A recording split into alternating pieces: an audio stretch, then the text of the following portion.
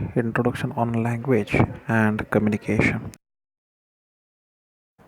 The communication, it is the word derived from the word communicare, meaning to share.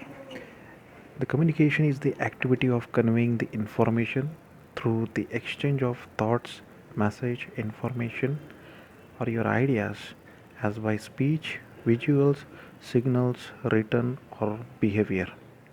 The communication is the meaningful exchange of information between two or more living creatures. The communication is the exchange of information, ideas, and knowledge between the sender and receiver through an accepted code of symbols. So, this communication process is a two-way process. That means the message communicated by the sender, the receiver understand it, and he gives the feedback for that.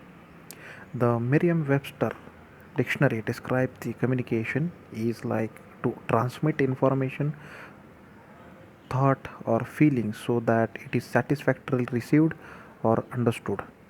So the communication is the powerful skill for student, pharmacist, businessman, and other people to communicate and share their ideas. So being able to communicate effectively is the most important of all life skills. Communication is simply the act of transferring information from one place to another, whether this be vocally, by written, by visually, or by non verbally. So, vocally means by using voice you can communicate. The written means using a printed or digital media such as books, magazine, websites, or emails. Visually means by using a logos, maps, charts, graphs, symbols, and the non-verbally you can communicate by using a body language, gesture, and the tone and the pitch of voice.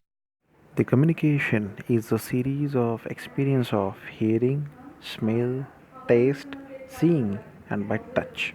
The communication process includes the sender who forms a message, choose the medium, and choose the symbol in which code you can send to the receiver. So it is sent in the message or the response. This is in encoded language, so the receiver understand and decodify the whatever message. So receiver converts that symbol, understand the message, and formats a response or feedback. The communication requires a sender, a message, and a recipient. Although the receiver does not have to be present or aware of the sender intent to communicate at the time of communication, thus communication can occur across vast distance in time and space. The communication requires that the communicating parties share an area of communicative commonality. The communication process is complete once the receiver understands the sender's message. Communicating with others involves three primary steps: the thought, encoding, and decoding the message. The thought involves, this is the first information exists in the mind of the sender. So this can be a concept, idea, information, feelings, idea, then thoughts, feelings, etc.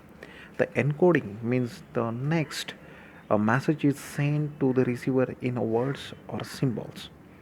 Decoding means lastly the receiver translate the words or symbols into a concept or information that a person can understand. This diagram shows the process of communication. The process of communication involves sender, medium, receiver, feedback. Then it also includes the encoding and decoding of the whatever message is sent by the sender. So, firstly, the sender creates a thoughts, feelings, or ideas in their mind. So, communication process starts in the mind of the sender. So, sender sends a message in encoded language that is converted into the medium. So, suitable medium can be chosen by the sender, and this encoded message goes to the receiver. Receiver decodify it and analyze it and convert it into a suitable forms. Then if receiver understand the message, it gives the feedback to the sender.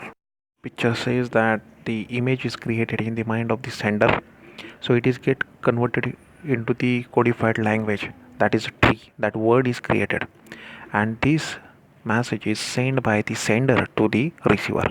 So the word is received by the receiver and it decodify as the image of the tree. So the next part is of the communication process is to give the feedback. So the senders sends a message, get decodified then by the receiver, and receiver gives the feedback to the sender that he can understand the message. There are a variety of verbal and non-verbal forms of communication. So this includes the body language, eye contact, sign language, haptic communication, and chronemics. The other examples are media content such as picture, graphics, sounds, and writing.